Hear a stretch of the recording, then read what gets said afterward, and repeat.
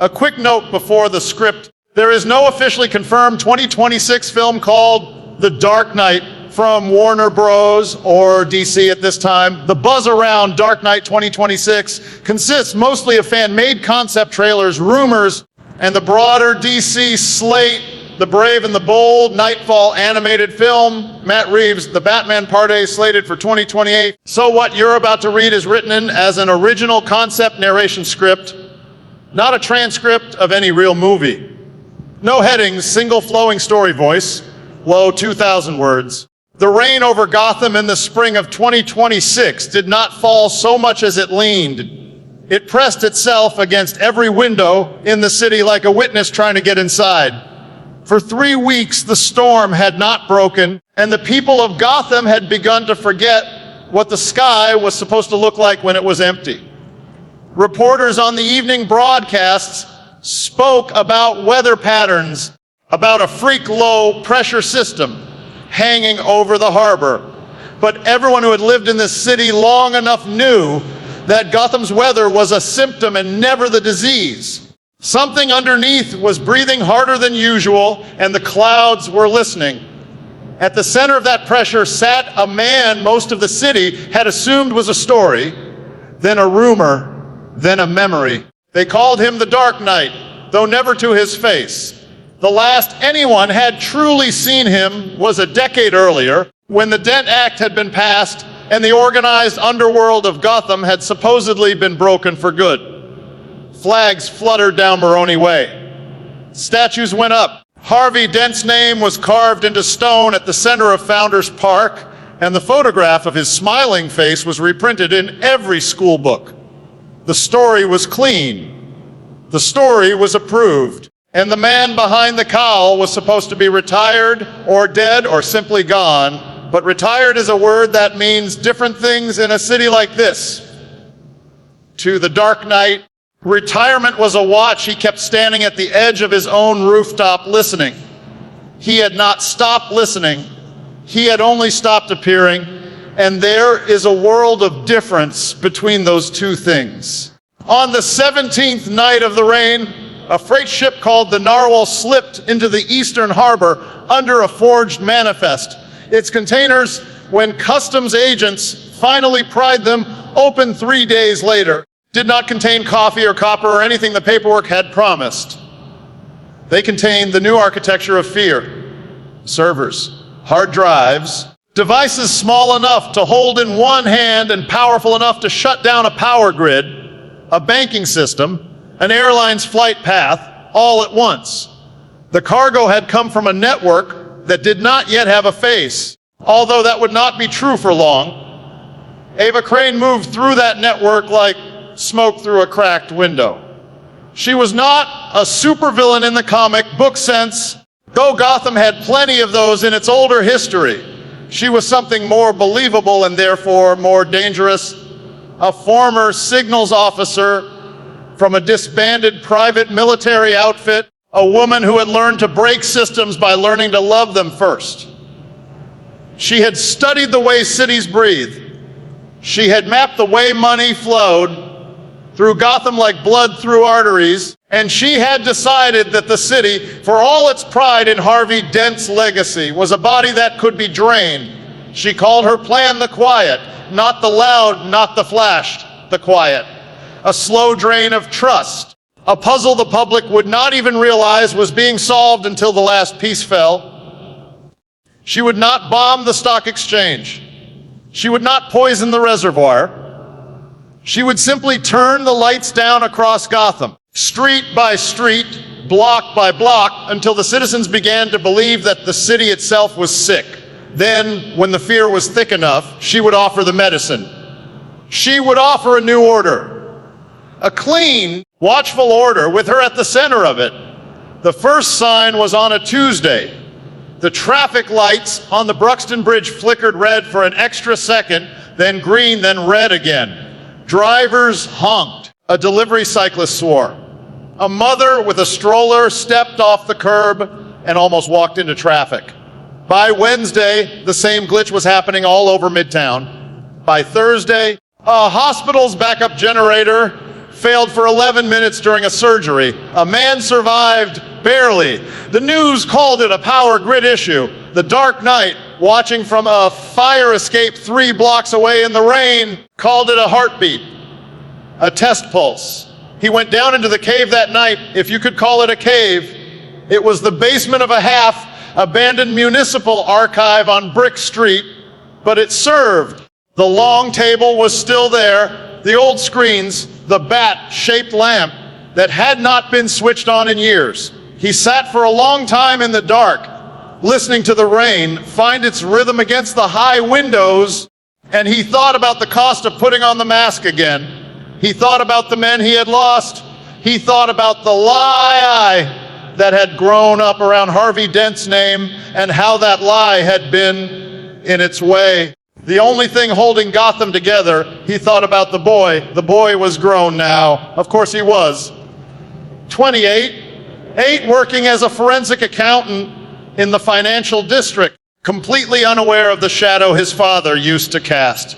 The Dark Knight had promised himself he would never tell the boy, that he would let him live an honest life, untangled from cape and rooftop. But honesty, like retirement, meant different things in a city like this. And on the night of the third pulse, when the subway under 5th Avenue lost power and 400 passengers had to walk through the tunnel in the dark for nearly a mile, the Dark Knight understood that the promise he had made was smaller than the promise he owed now. He put on the suit. It still fit. Almost. He had to tighten the chest plate 1 notch, and the gauntlets felt heavier than he remembered. But the cowl, when he lifted it over his face, settled against his skin like an old friend who had been waiting by the door. He exhaled. He had not realized how much the breath had been held until it left him. Ava Crane had made a mistake. The mistake was not the plan. The plan was elegant.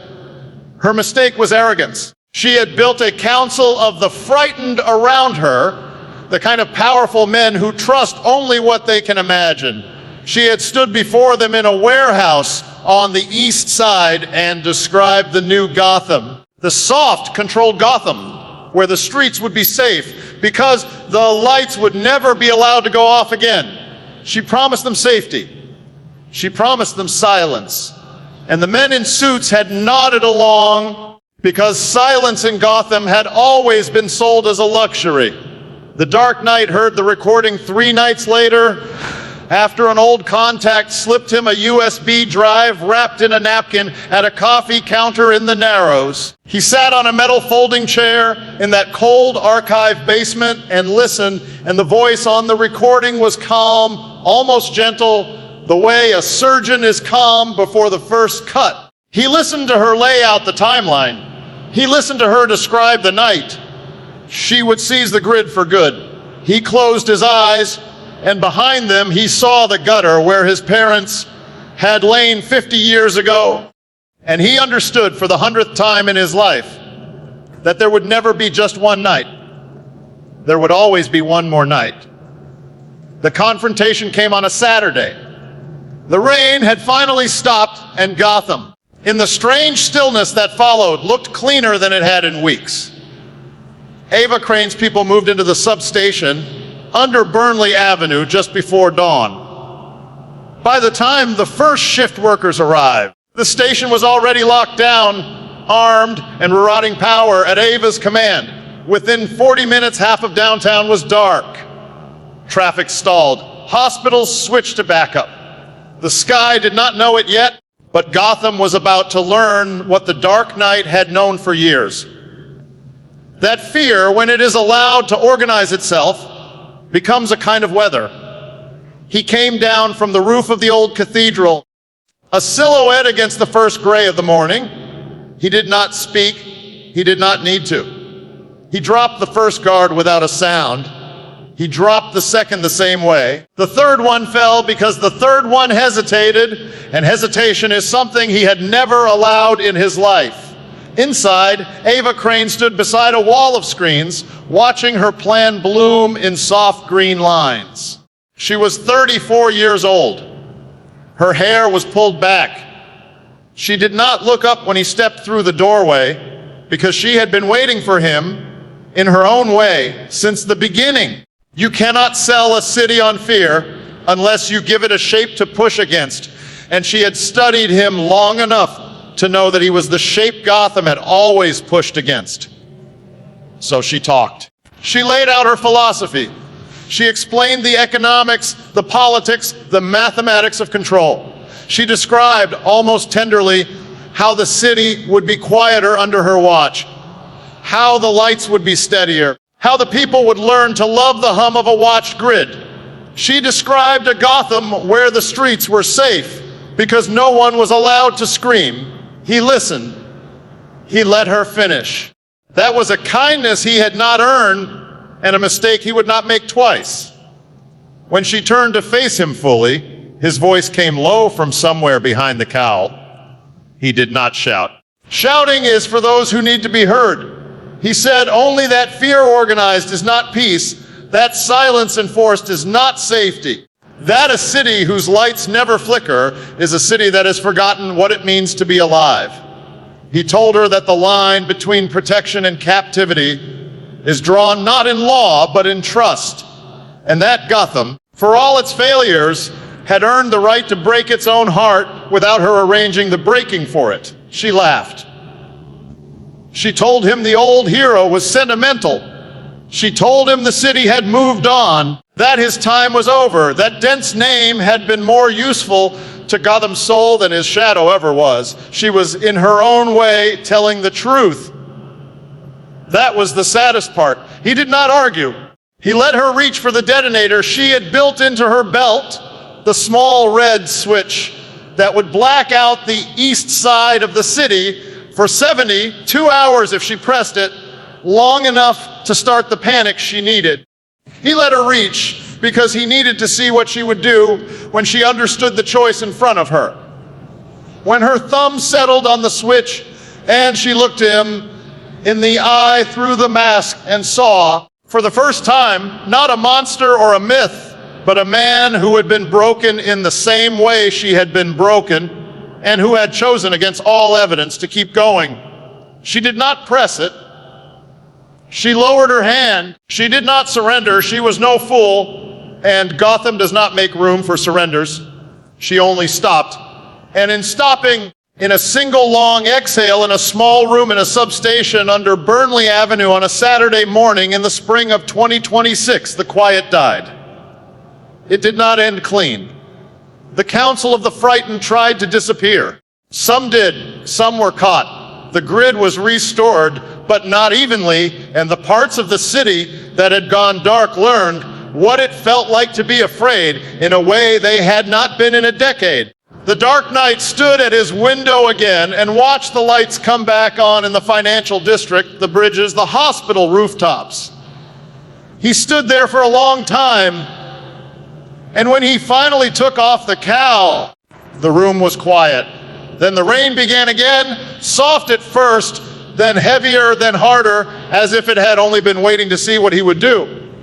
He listened to it. He did not turn away. He did not retire again. He understood, finally, that retirement was a story he had told himself to make the dark easier, and that the dark was not a thing to be retired from. It was a thing to be watched.